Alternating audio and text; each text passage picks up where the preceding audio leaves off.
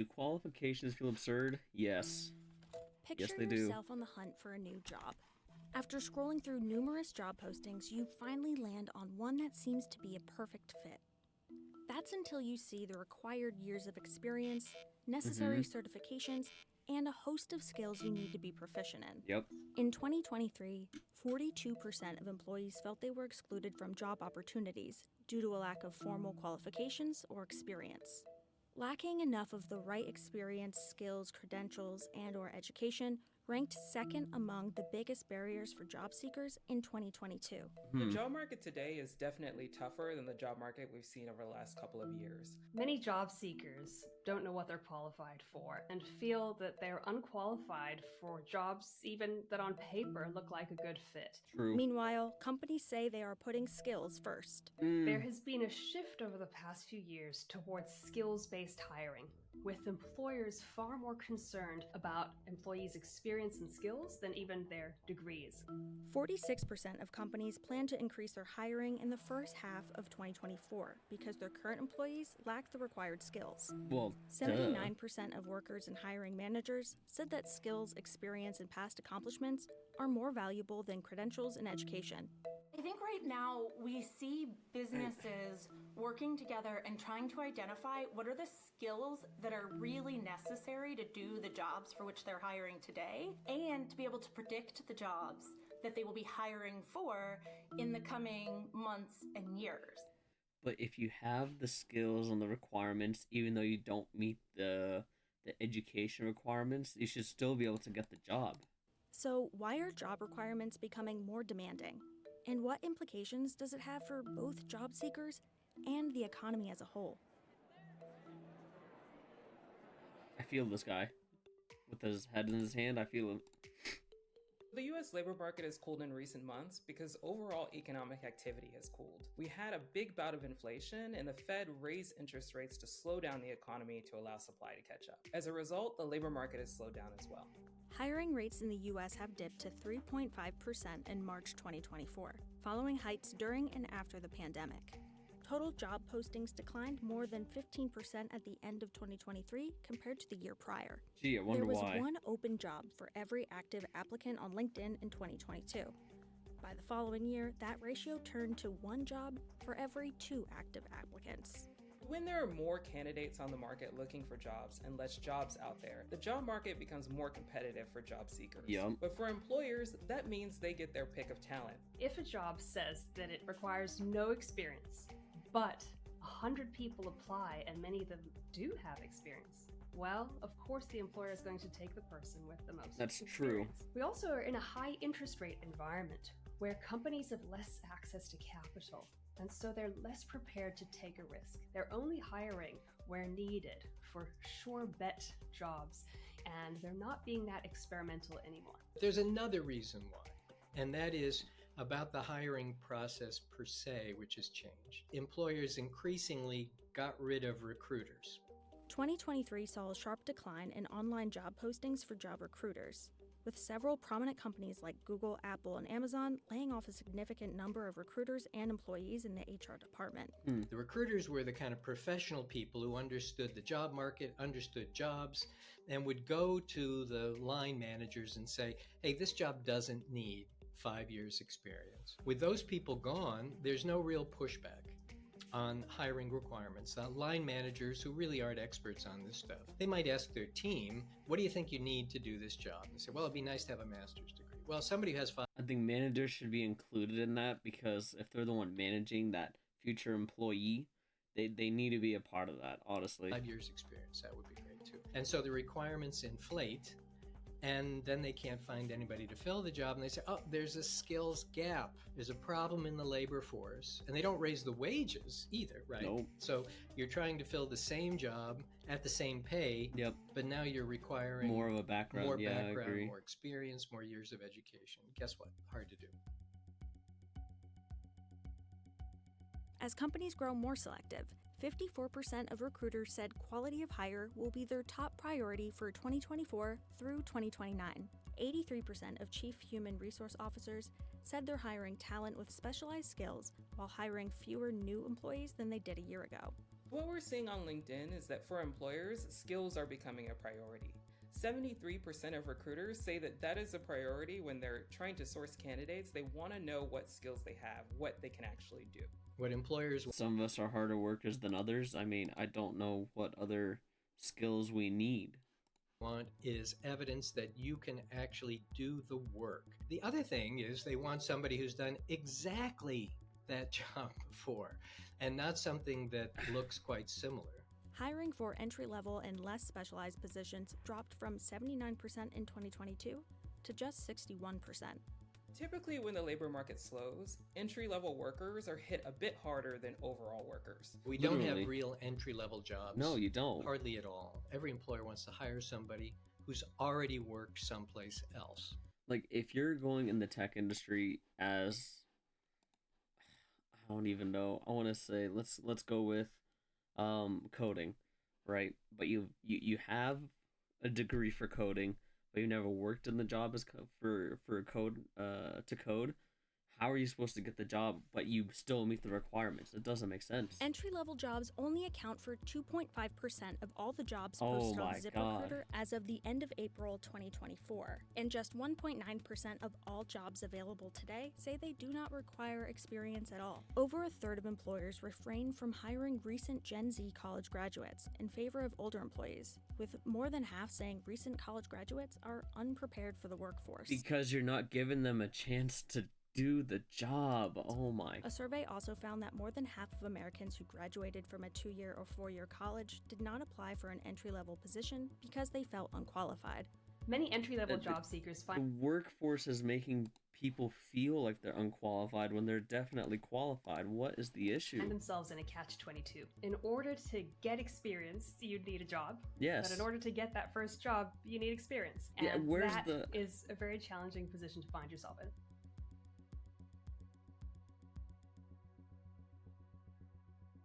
"57% of general job seekers between 2020 and 2022 also said that a lack of skills or training prevented them from applying for a job they wanted. 84% of unemployed workers said they are interested in more opportunities to learn more skills. See? The United States does not have a robust system that enables us to support the kind of upskilling and training that workers need throughout their career in order to advance. The federal government spends very little and has little control over education and on training too. There are some pretty big training programs the federal government pays for, but it's not really where the action is. It's state and This hurts my head. local governments. And those have It been hurts. squeezed, and in many states, they're squeezing everything down, less and less spending. OECD countries on average spent 0.11% of their GDP on training their workers in 2021. In comparison, the US spent only 0.03% of their GDP on job training. One of the reasons Hmm. we may not see as much on-the-job training in the US as we see in other countries is Very that we true. rely on the private sector to do a lot of our training. The employers have largely given up on training, particularly compared to where they were 30 or 40 years. You know why? I think because they're lazy. I think they want people to come in just with skills that they can just go on day one without the training and just start doing the work that they don't want to do. But because of they can't do that, now they're like, well, now we have to actually train them. But it's a full circle moment where then they get lazy and they don't want to train them. And Years ago. God. They're not developing talent internally. They're looking outside to hire people rather than to promote them from within. that And too. there's a good reason for that. Our labor market in the United States is very, very, very flexible. You can pour a lot of money into an employee as an employer, only to see them leave That's after true. 2 months, 3 months. And so there are disincentives in our labor market for employers to make big investments in workers, especially after the Great Resignation, when so many people were switching jobs very quickly. This is There's very also true. a huge mismatch between the skills employees have and the skills employers are looking for. So I think we have a huge skills mismatch problem in the United States, with lots and lots and lots of people studying subjects for which there aren't that many job opportunities, and very, very few people getting the skills in trades and industries where they're in very, very high demand. Right now, there are more people that have 4-year degrees than there are jobs for which businesses are hiring with that requirement. Yep. At the same time, there's too few people who have been able to access the kind of training or skills programs that enable them to get jobs that require more education than a high school diploma and less education than a 4-year degree.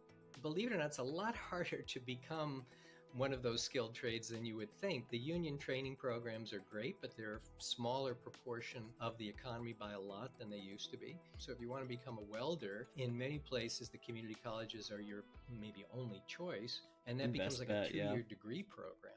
Community colleges don't, we think, cost that much, but if you don't have the money to pay for it, it's a burden. Jobs that require skills training are really the backbone of the economy. We saw this during the pandemic. We see it today still with transportation and the supply chain. And the businesses that hire these workers are creating jobs in our community and are really growing local economies.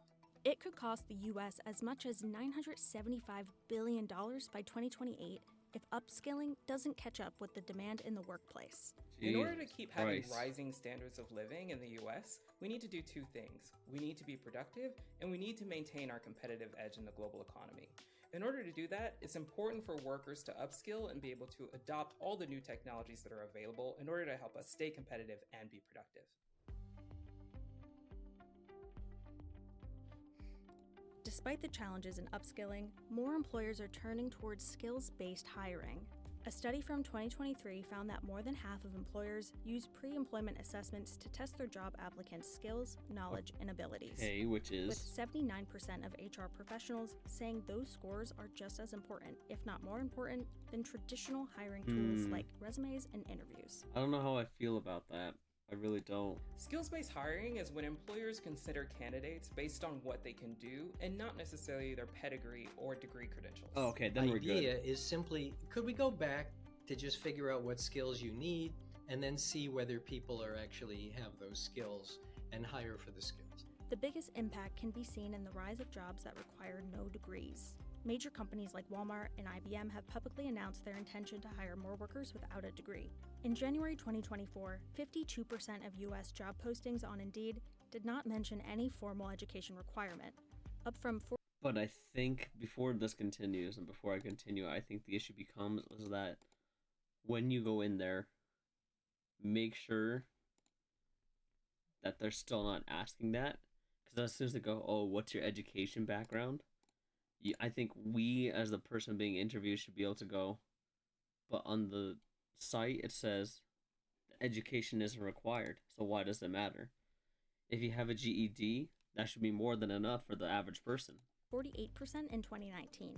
The share of U.S. job postings requiring 2- or 4-year degrees fell from 20.4% to 17.8% from 2019 to 2024.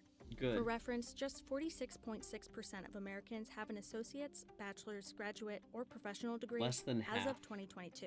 We're seeing businesses removing degree requirements in a hope of expanding the pool of workers from which they can hire. Skills-based hiring has shown to be effective in reducing mishires, as well as cost and time to hire, while increasing employee retention by 89%. 86% of candidates also said that skills-based hiring helped them secure their dream job. But whether it actually makes a long-lasting impact is up to debate. A study from 2024 found that only 37% of companies that had increased their share of workers hired without a BA degree by nearly 20% made lasting changes to their hiring. In 2023, skills-based hiring provided new opportunities for less than 1 in 700 hires. It takes time for a culture shift like that to funnel through the organization to every single hiring manager. So the top of an organization may choose one thing, but the actual hiring manager and interviewers and recruiters may still be doing something different. Experts say solving the issue of upskilling in the U.S. requires the role of policy. It should be a public policy concern because we have lots of young people who are skilled and ambitious and want to do things and can't crack that ceiling. And we have employers who frankly are making mistakes. They're just churning through people at sort of lower level jobs rather than trying to get somebody and develop them and hang on to them for a little bit. And they don't need to be huge economic shifts in how we're spending dollars. It needs to be relatively small investments that help companies come together and have conversations about how folks within one metro area or one rural part of a state are going to be training and developing the kind of workers that they need. For Interesting. current job seekers, there are several Interesting ways take. to prepare their applications to better suit the needs of current employers. I think the advice on this is not new. And the advice is what employers want to see is, have you done this work before, right? And so that means True. And if you haven't, they should at least give you a chance to show your skill, right? If you're able to at least do a little bit of it, there's a probability that you should be able to get hired off of it. If you can't even do like the first step, I can see it's a problem. But at least let them like give you a chance to show you if you can do it or not. means can I find any situation where I can do this work, even if I'm volunteering someplace or getting an internship that looks exactly like the kind of work I want to do? And if I can do that, my odds on being able to get a job are just much better. Increasingly, there are lots and lots of cheap, affordable, convenient, accessible online training programs, many of which have a large practical component. There are also freelancer platforms where you can get experience doing certain jobs. You can often get jobs just by being the cheapest candidate. And sometimes it's worthwhile doing that to build up that experience and get good reviews. Interesting. So don't feel out of hope. There are ways to gain skills, credentials, and experience that can be affordable and convenient. And I understand that. I just think that if there was more chances given to show your skill for it, then or for a job, they should be able to go, okay, you might be a good candidate for it. But if you're not, like I said, if you're not able to show that you even have a skill worth showing, then they should go, we'll leave it open and we'll consider you. But at least give the opportunity to show your skill rather than not showing it, so at least you have an opportunity to get the job.